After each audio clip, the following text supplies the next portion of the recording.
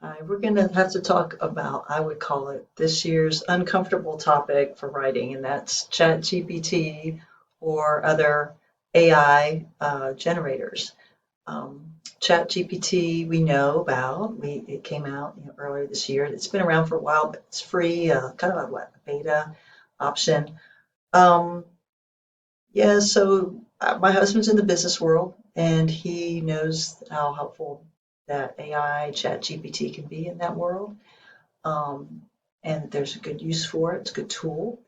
What we're addressing here is I would call it an unethical use of ChatGPT or AI to write student papers for them.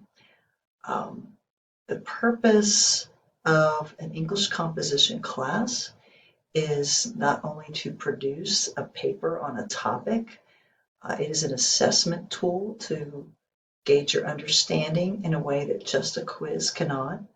But it is also, if you review the syllabus, um, and it's required for so many majors, even uh, no matter what your major is, if it's 4 year, because it's there to develop your critical thinking and your communication skills.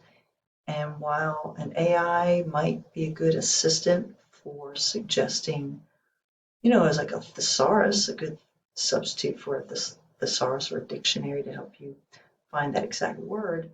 Um, the research that I've done on AI is that it's not very good at critical thinking. And another thing to consider is that if AI can replace you effectively, then why would anybody want to pay you? AI is very cheap by comparison. Um, there's a lot of things to consider, but just practically, but ethically, the assignments here are for you to write on your own, to read the stories, engage in the stories through the instruction that's written and um, videoed like this, and also to engage in the discussion boards with your classmates to gain a better understanding of the story. It's always going to be very focused on whatever it is you're supposed to write on, write about. There's steps in the process to guide you through that so that you develop the skills that you need to be successful in other classes. This is the last class that is geared toward improving your writing skills before you have to go write for other classes in your third and fourth year, or even second year. Yeah, second, third, and fourth year of a 4 year program to write and communicate.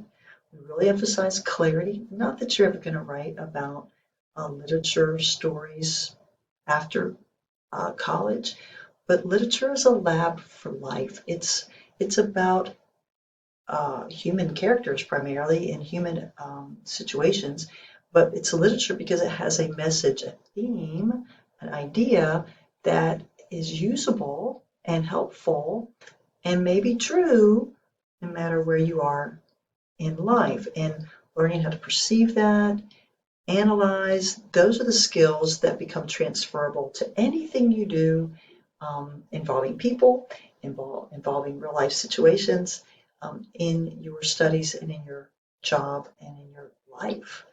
Um, you don't achieve that development, okay, by using AI.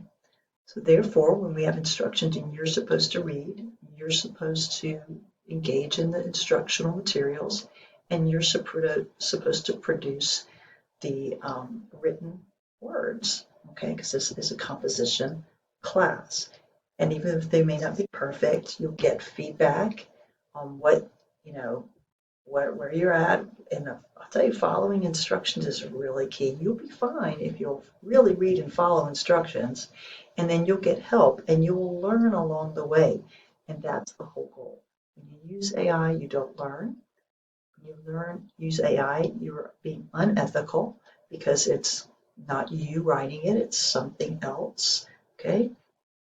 And it falls under plagiarism because that is where you get some other source that's generated the content, the ideas, the words, other than you, okay? Other than you processing the instruction and reading through the stories and watching the videos and thinking about it, because and there could be many right answers in literature. What I'm going to provide instruction on is the most common interpretations that are sort of there on the top layers.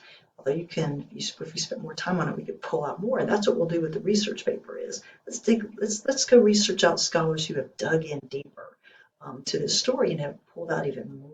They've done more study and they've uncovered more information that helps us understand the story or gain something from it that we didn't before.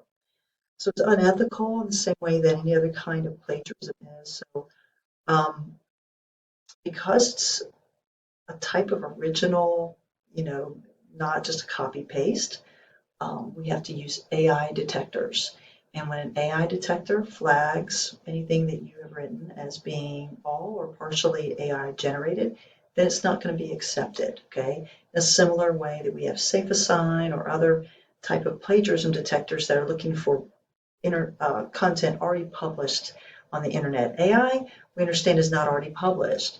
It takes things and puts it together, and we may not find it on a SafeAssign, okay? But it still breaks that code of originality, and as long as we have a detector saying that's flagged for that, we're not going to accept it, okay? So um,